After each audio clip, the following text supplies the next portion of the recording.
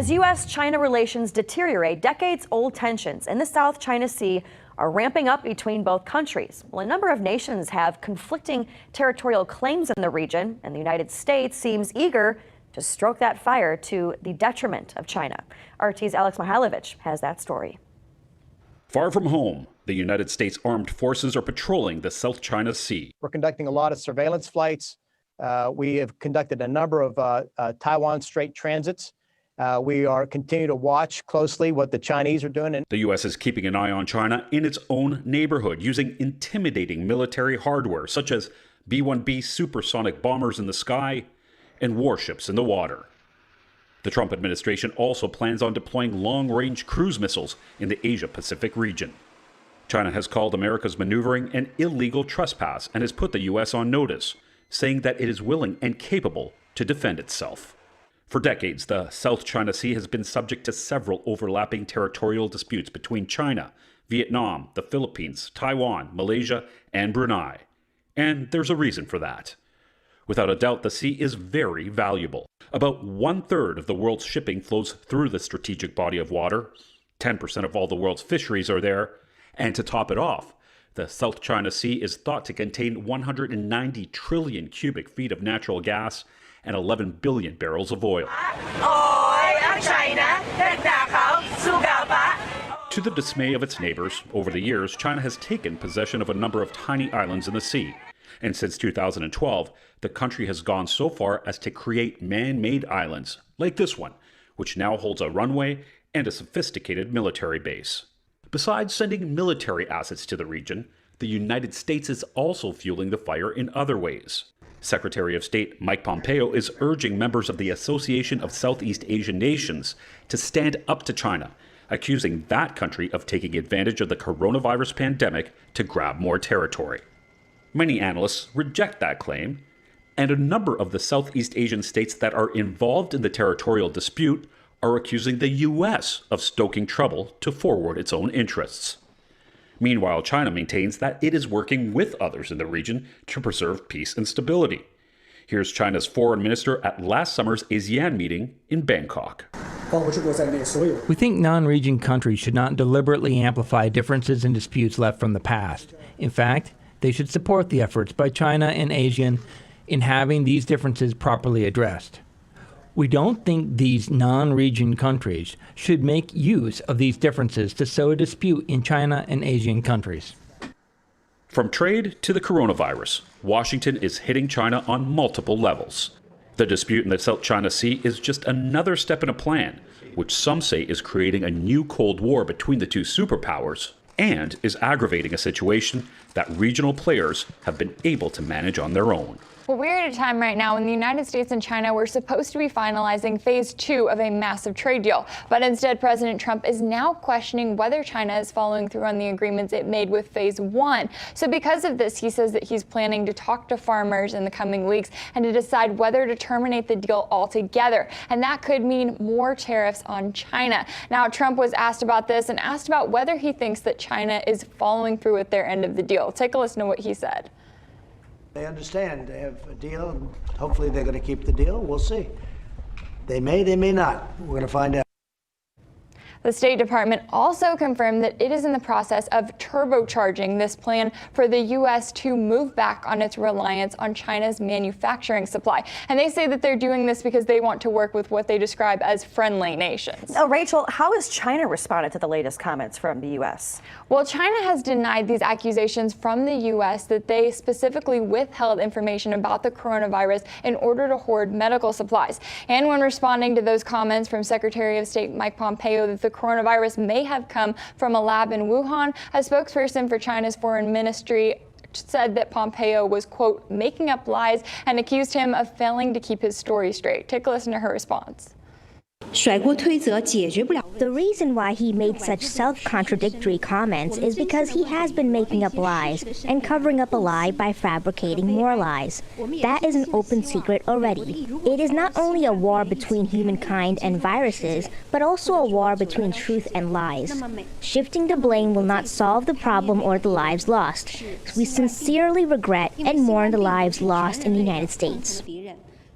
Now, China is also calling on the U.S. to present evidence of its claims, and Beijing is accusing Washington of trying to shift the blame away from the U.S. response to the coronavirus. Now, Rachel, is there any sign of the U.S. backing down or even just changing the way that they approach this? Well, the Trump administration does not appear to be backing down anytime soon, and Pompeo said that these high tensions will likely continue until China provides the information that the U.S. is calling for, which includes more information about the origins of the virus and patient zero. Take a listen to what he said. This is why when I see people say, well, America is bullying the Chinese, we're demanding of them only what we demand of every nation, right? Be transparent, be open, be a reliable partner. The very things they say, the Chinese say they want to cooperate. Great. Cooperation is about action. It's about opening up. It's about sharing this information. So the details of where patient zero, where this began, are things that are knowledge that's in the possession of only the Chinese Communist Party.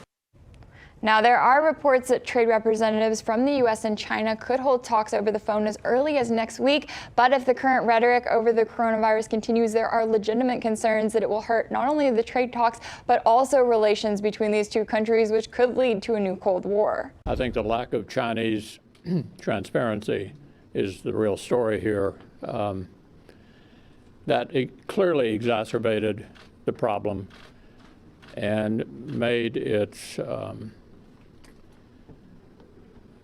distribution around the world dramatically more likely. That, of course, is the Senate Majority Leader Mitch McConnell as America ratchets up pressure on the international community to hold China's government accountable for this coronavirus outbreak. Fox News has learned Beijing has launched a campaign now to punish coronavirus patients and their family members.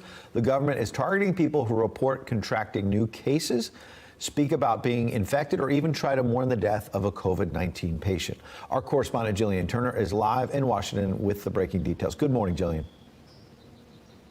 Good morning, Ed. So we have learned that the Chinese government has indeed launched a crackdown targeting coronavirus survivors as well as family members in China who have lost loved ones to the pandemic. Now, national security sources tell us this is really just the latest in the Communist Party's ongoing efforts to cover up the early days of the outbreak inside Wuhan, the number of cases inside that city that's the epicenter, as well as the true extent of the virus's spread across the rest of China. The crackdown against the bereaved includes online censorship, shuttering down support groups, police interrogations, and even threats against lawyers who are representing Chinese victims.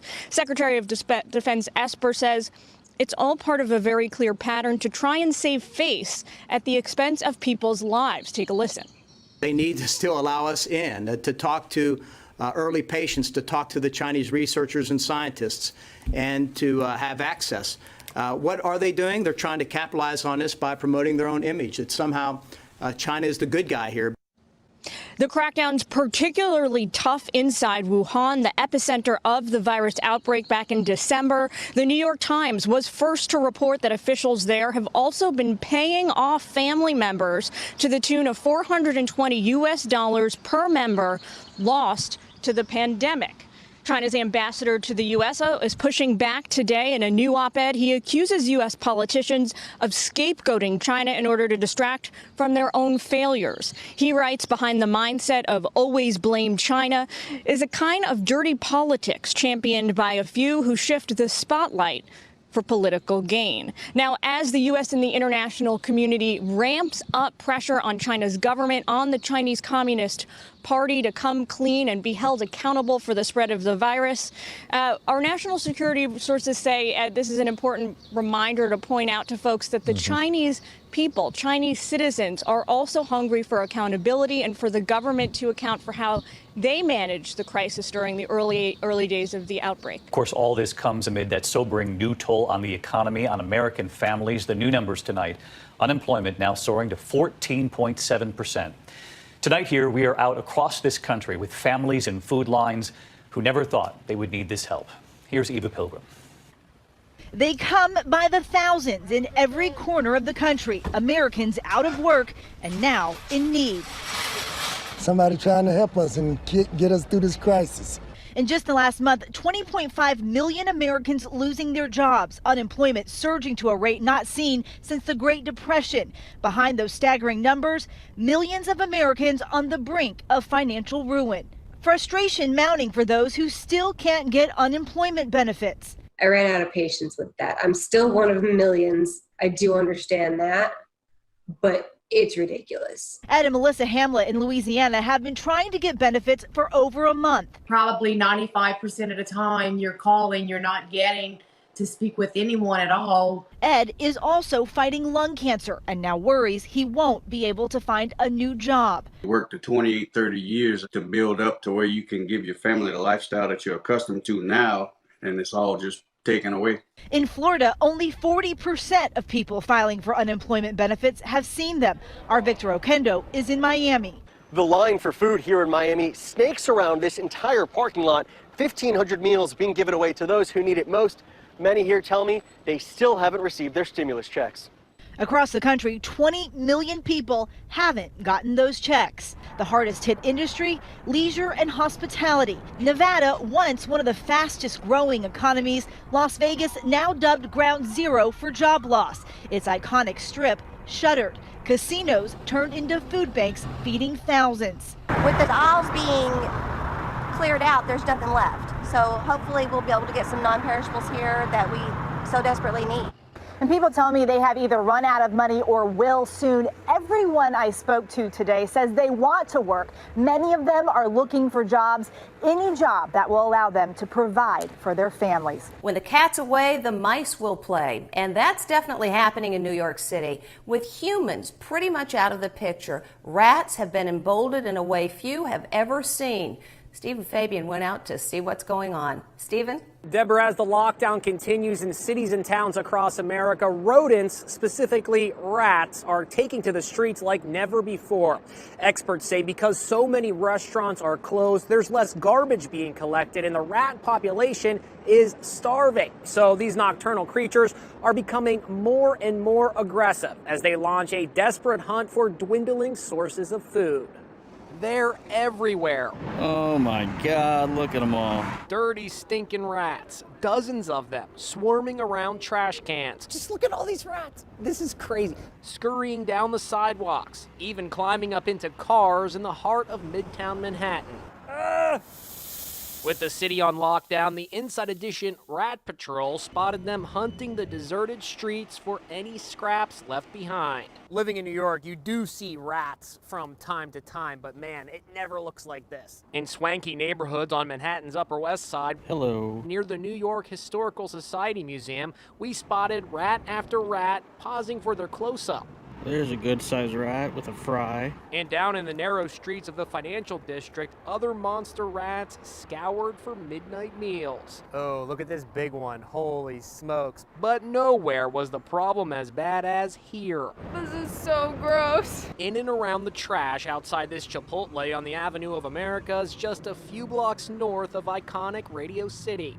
Mayor Bill de Blasio was asked about the rat problem at this very location last week. As New Yorkers, unfortunately, we know way too much about rats, and we are certainly not going to ever let it get to be a worse situation. We're going to fight it back. But our cameras found they're still here, and they've brought reinforcements swarming all over this trash can. Night after night, we've seen avocado shells in this trash can here. The rats have been all over this thing. Right now, the stress is limited food availability. Matt Fry, a rodent specialist with the New York State Integrated Pest Management Program at Cornell University, says the rat population is stressed out due to the pandemic, and rats are becoming more aggressive as they expand their territory searching for food. New York City has been known to have a rodent problem, but now because of this pandemic and social isolation, we see it more. It's more visible.